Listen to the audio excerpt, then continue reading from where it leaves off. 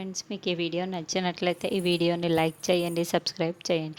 మనులోకి already ప్రవేశించి ఉంటుంది. మనులోకి ఆరు ప్రవేశించి నేరుగా రణవీర్ ఇంటికి వచ్చి ఉంటుంది. ఏంటి మనోహరి, డైరెక్ట్గా నువ్వు నా ఇంటికి వచ్చావు? నేను కదా నీకోసం ఎప్పుడు వెతుక్కుంటూ వచ్చేవాడిని. ఇప్పుడు నువ్వే నేరుగా నా ఇంటికి వచ్చావు. నేను నీతో మాట్లాడడానికి ఇలా వచ్చాను అని మనులోని ఆరు మాట్లాడుతూ ఉంటుంది. ఏంటో చెప్పు మనోహరి అని రణవీర్ అంటాడు. నీకు కావాల్సింది నేనే కదా.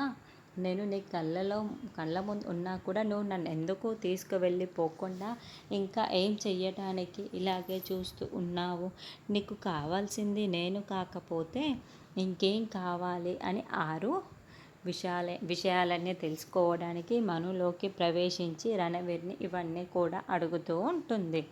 ఏంటి మనోహరి, ఇలా మాట్లాడుతున్నావు? నాకేం కావాలో నీకు తెలియదా? నాకు కావాల్సింది నా కూతురు అని రణవీర్ చెప్పగానే ఒక్కసారిగా మనులోని ఆరు కూతురా అని షాకింగ్గా ప్రశ్నిస్తూ ఉంటుంది.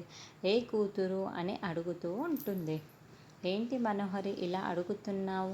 ఏ కూతురు అని ఉండు, ఇప్పుడే చూపిస్తాను అని ఫోటో తీసుకువచ్చి నీకు నాకు పుట్టిన కూతురు దుర్గ కూతురు నాకు కావాలి. ఇదిగో నా కూతురి ఫోటో అని దుర్గ పాప ఫోటోని రణవీర్ చూపిస్తూ ఉంటాడు.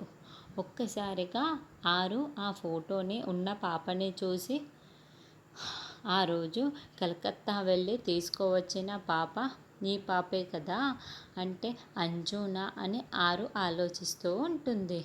ఒక్కసారిగా ఆ ఫోటోని చూసి అలా షాకింగ్గా చూస్తూ ఉండడంతో రణవీర్ మనోహరిని గమనిస్తూ ఉంటాడు.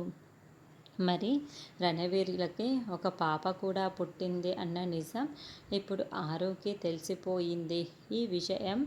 ఈ నిజాలు తెలిస్తే కొత్త సమస్యల్ని నువ్వు ఎదుర్కోవాల్సి వస్తుంది అని గుప్తా గారు ఆల్రెడీ ఆరుకి హెచ్చరించి ఉంటాడు. ఇప్పుడు ఏమేం సమస్యలు ఆరుకి వస్తాయి అన్నది నెక్స్ట్ ఎపిసోడ్లో చూద్దాము.